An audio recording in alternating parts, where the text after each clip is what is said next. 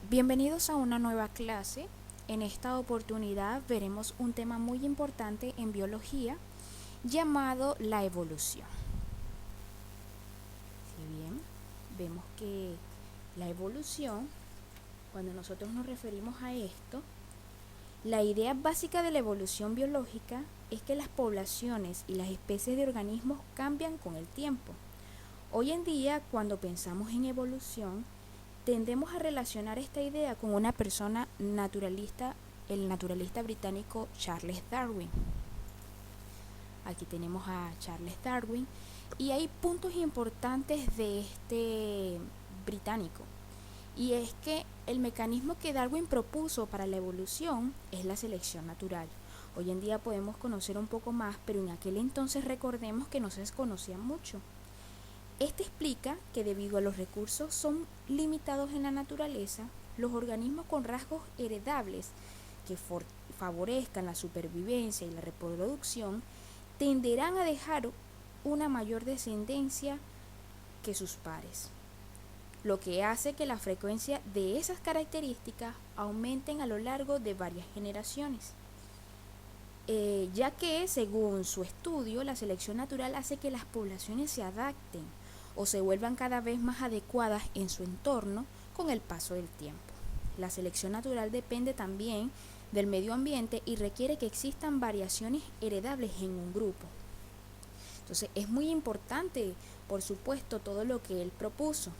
Si bien hay algo muy importante para destacar en esta oportunidad, y es que Charles Darwin, aunque se le recuerda como el arquitecto principal de la teoría de la evolución por selección natural, no fue el único pensador de su época que tuvo esas ideas. De hecho, otro científico, Alfred Russel Wallace, llevó de esta manera independiente a conclusiones muy parecidas a las que Darwin casi al mismo tiempo también logró descubrir. Wallace, al igual que Darwin, había viajado alrededor del mundo y fue influenciado por los patrones que observó en la distribución de los organismos. Como nosotros conocemos a Charles Darwin, se le da como el principal arquitecto de esta teoría, pero no podemos olvidar aquellas otras personas que también participaron en ello. Esto no es muy poco común en la ciencia. A menudo dos personas o más que están investigando llegan a la misma conclusión importante casi al mismo tiempo. Este tipo de descubrimientos conjuntos es importante y beneficioso, ya que confirma las conclusiones a las que llegaron ambos grupos, el cual tiene un buen fundamento y probablemente sean correctas. Entonces, vemos que existen personas que estudian las mismas cosas al mismo tiempo sin darse cuenta, pero eso nos beneficia al final a la historia, porque si no fuera así no podríamos confirmar lo que hoy en día ya sabemos. Siguiendo en el orden de estas ideas, aquí decimos que Darwin se refirió a este proceso en el que los grupos de organismos cambian en sus características heredables a lo largo de las generaciones como descendencia con modificaciones. Hoy en día lo llamamos nosotros evolución. El boceto de Darwin, que se ve a continuación, ya se los voy a mostrar, muestra cómo una especie puede ramificarse en dos a lo largo del tiempo y cómo este proceso puede repetirse muchas veces en el árbol genealógico de un grupo de especies emparentadas. Entonces vemos aquí ese ejemplo del boceto de su estudio, aquí no lo podemos apreciar muy bien, pero lo que Darwin quería decir en ese modelo es que cada especie tiene un propio conjunto de diferencias heredables genéticas en relación con su ancestro común, los cuales se han acumulado gradualmente durante periodos de tiempo muy largos. Entonces vemos allí que hay un modelo como de ramificación. En eventos de ramificación repetidos también se ven en los que las nuevas especies se desprenden de un ancestro común y producen un árbol de muchos niveles que unen a todos los seres vivos. Entonces el estudio comenzó a unir ciertos parentescos, ciertas características y se dio cuenta de que, oye, ya vemos que hay un ancestro común porque hay características que se parecen. ¿Esto cómo lo descubrió? Bueno, Darwin hizo un viaje, como muchas personas sabemos y hemos escuchado cuando hemos aprendido un poco de su historia. Él hizo un viaje ahí creó su libro, el cual hizo paradas en Sudamérica, en Australia, en el sur de África, y en cada parada Charles Darwin tuvo la oportunidad de estudiar y catalogar las plantas y animales de la localidad. Vemos aquí que en el transcurso de sus viajes, aquí, perdón que lo raye, pero para que vean un poco más de donde estoy leyendo, Darwin empezó a observar patrones y características de los organismos. Podemos ver algunos de los patrones más importantes que descubrieron la distribución de los organismos estudiando la observación sobre las Islas Galápagos en Ecuador. Vemos aquí un ejemplo de eso, que también cuando lo hemos estudiado nos hemos referido a una especie. Bueno, Darwin encontró que las islas cercanas de los Galápagos tenían especies similares, pero no idénticas, de pinzones. En este caso estamos estudiando quiénes los pinzones. Entonces voy aquí a tratar de señalar. Ya, aquí vemos esa especie. Más aún notó que cada especie de pinzón era adecuado a su entorno y su función de este. Por ejemplo, las especies que comían semillas grandes tenían picos grandes y duros, mientras que las que consumían insectos presentaban picos delgados y puntiagudos. Entonces vemos aquí que tienen picos largos y puntiagudos. Finalmente observó que los pinzones y otros animales de las Islas Galápagos eran parecidos a las especies que se encontraban en partes del mundo continental de Ecuador, pero distintas de las del resto del mundo. ¿Qué pasó con eso? Que Darwin no dedujo todo ese mismo viaje. De hecho, ni siquiera se dio cuenta que los pinzones eran especies emparentadas, pero diferentes, hasta que les mostró su epicémenes de ornitólogo, bueno, o sea, un estudio más avanzado, un experto de varios años después. O sea, él después fue que se dio cuenta. De acuerdo con la idea de Darwin, este patrón tendría sentido si las Islas Galápagos hubieran estado habitadas desde hace mucho tiempo por aves provenientes del continente vecino. Entonces, ahí comenzaron sus evaluaciones, se dieron cuenta de muchas cosas. Pero entonces aquí viene una pregunta. Pero si esta idea era correcta, ¿por qué lo era? ¿De qué manera, qué mecanismo podría explicar y de qué manera cada población de pinzones había adquirido adaptaciones o características que le hacían más adecuada para vivir en su entorno inmediato? Entonces esa fue la primera pregunta, pero ¿por qué entonces hay tantas diferencias? Ahí es donde vemos la relación con el tema con Alfred Wallace.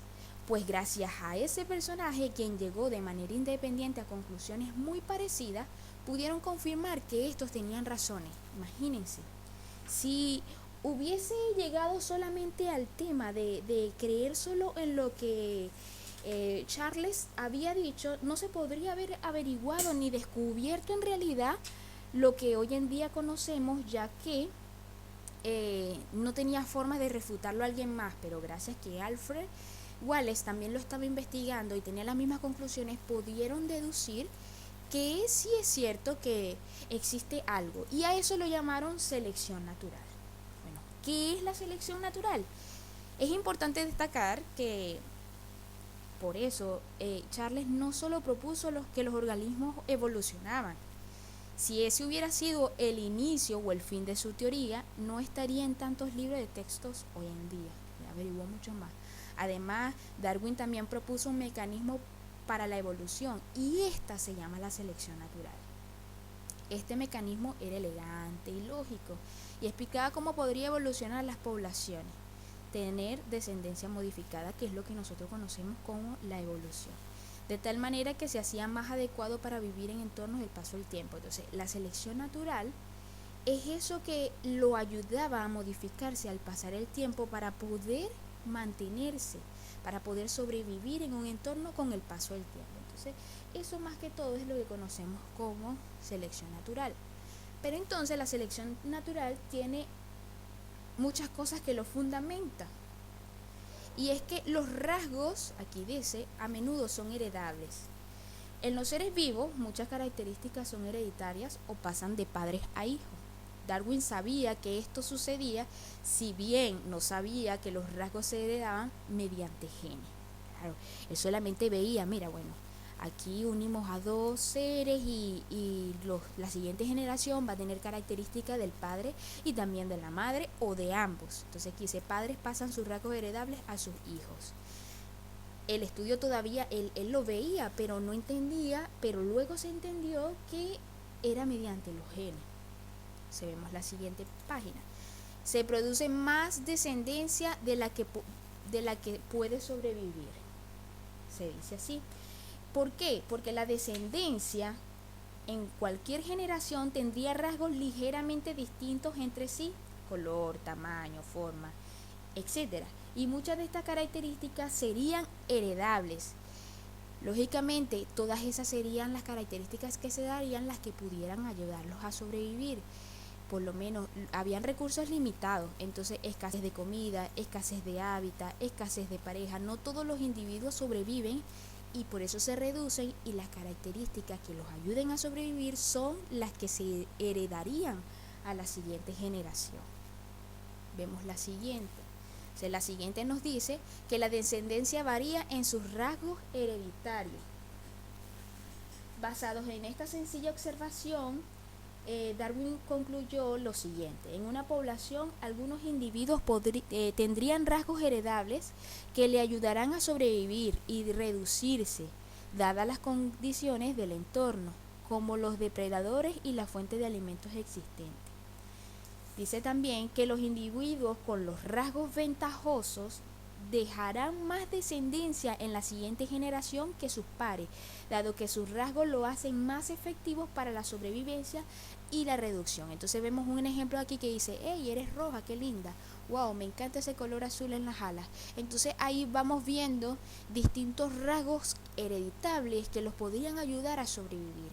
Existe una parte de la teoría de la selección natural en el libro de Charles Darwin que es muy importante recalcarlos en esta ocasión, y es que a veces la evaluación que él decía de que los peces que eran más claros eran más propensos a morir en el mar, ya que los depredadores podían verlo con facilidad. Eso hizo que la siguiente generación, los rasgos más predominantes fueran los que nacían oscuros, porque esos podían taparse entre las plantas, meterse más en lo profundo y no los veían esos depredadores. Entonces esas características iban a ser más heredables porque esos rasgos los ayudaban a sobrevivir. Entonces es importante saber esa parte de la teoría de Charles Darwin. Basados en estas sencillas observaciones, Darwin concluyó lo siguiente: en las poblaciones algunos individuos tendrán rasgos heredables que les ayuden a sobrevivir y reproducirse, dadas las condiciones del entorno como los depredadores y la fuente de alimentos existentes, a lo que yo les estaba hablando anteriormente. Los individuos con rasgos ventajosos dejarán más descendencia en la siguiente generación de sus pares, dado que sus rasgos los hacen más efectivos para la sobrevivencia y la reproducción. Esa es una característica. Otras observaciones es que debido a los rasgos ventajosos son heredables y a que los organismos que los portan dejan más descendientes, los rasgos tenderán a volverse más comunes, presentarse en una mayor parte de la población en la siguiente generación.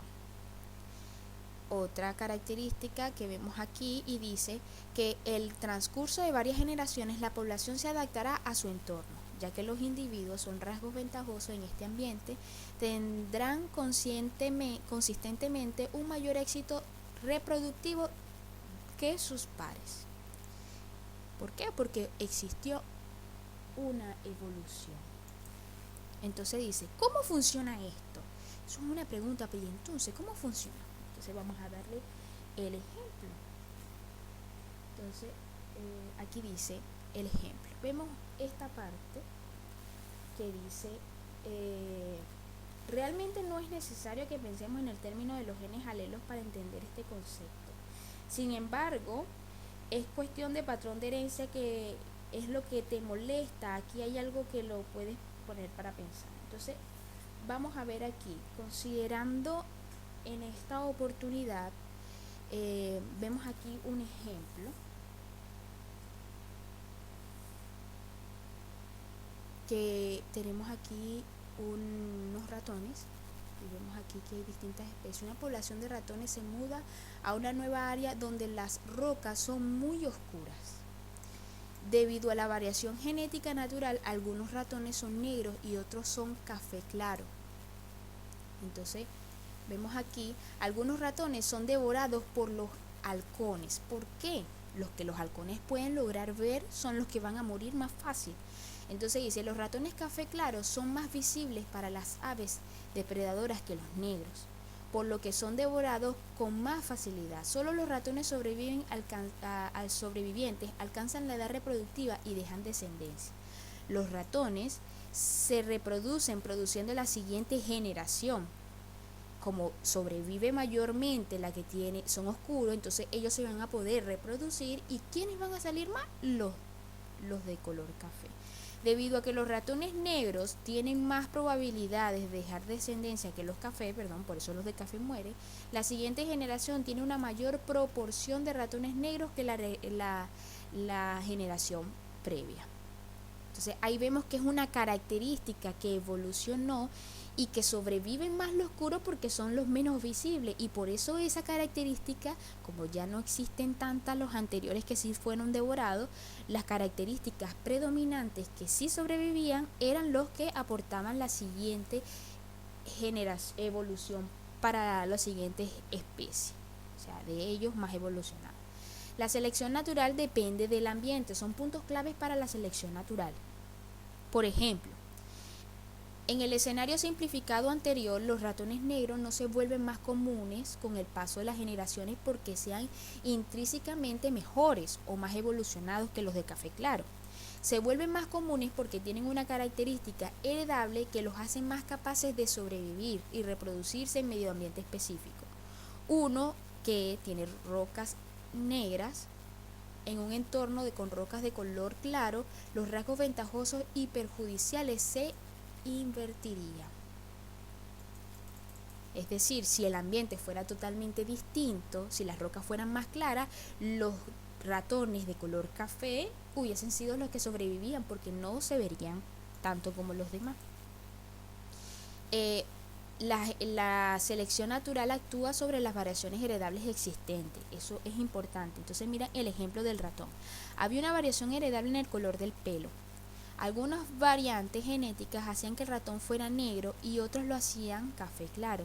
Si todos los ratones hubieran sido de café claro, la población no habría tenido de manera de adaptarse a un nuevo entorno mediante la selección natural y podrían haber sido eliminados por completo.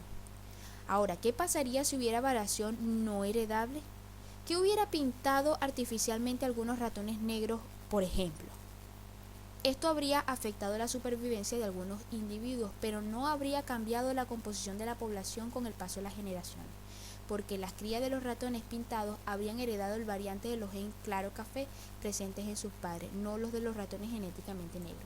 Es importante este dato porque a veces creemos que es que sí, realmente el cuerpo se adapta y evoluciona, pero se necesitan distintos rasgos para que exista una evolución. Si todos somos iguales, no va a haber una evolución, porque los genes serían los mismos. En cambio, si hay variación de genes, en este caso vemos ratón claro y ratón oscuro, entonces eso va a hacer que haya variables de genes que pudieran transmitirse de generación en generación, pero si todos fueran blancos o marrones o café, nadie ni pintándolos podríamos haber evolucionado, porque si los pintas, igual cuando se encuentran juntos, la siguiente generación va a tener la misma característica porque su característica de ser negro había sido por ser pintado nada más y no por los genes.